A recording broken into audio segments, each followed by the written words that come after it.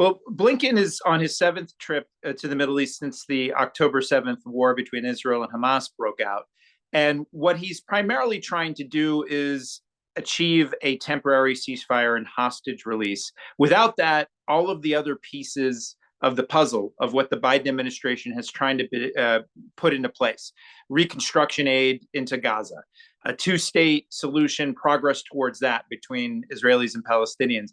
None of those things will happen if the conflict still rages. So if you talk to aid organizations, any of the major aid organizations that have experience and are involved in Gaza aid directly, everyone tells you that the scale of the need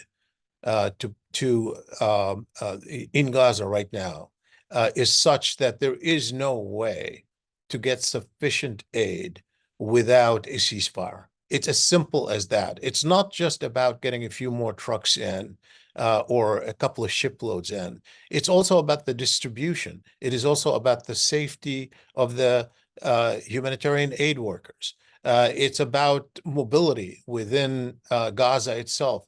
It is impossible to do the task that is necessary to save lives without a ceasefire. The Hamas leadership wants some sort of assurance that Israel won't occupy Gaza and take up more of the territory in the Gaza Strip. It wants some safe passage assurances for some of its leaders, though Israel has vowed to kill all of those who were responsible for the October 7th attacks. Hamas also wants, they've also been trying to argue for more numbers of prisoners being released in exchange for hostages. So on the Israeli side, I think one thing that they've found it difficult to accept is the notion of a two-state solution, of a creation of a Palestinian state, especially at this moment when they still face threats not only from Hamas, but also Iran and its networks in the region. They often say that they don't want to reward this terrorism by giving the Palestinians a state. In my view, that's fairly short-sighted. It doesn't think through sort of the longer-term realities that peace and security is not likely to be achieved without some sort of sense of sovereignty for the Palestinian people and to make their lives better and a sense of control over their own destiny.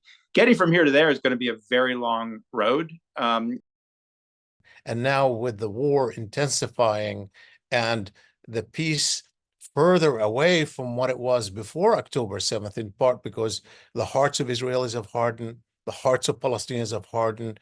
Both have moved to extremes on, and of course you have the horror in Gaza, which makes it even more complicated to address. It might take as long as a decade just to clean the rubble in Gaza, let alone to bring about reconstruction and then figure out what kind of political entity would emerge. So yes, I think it's a dark moment.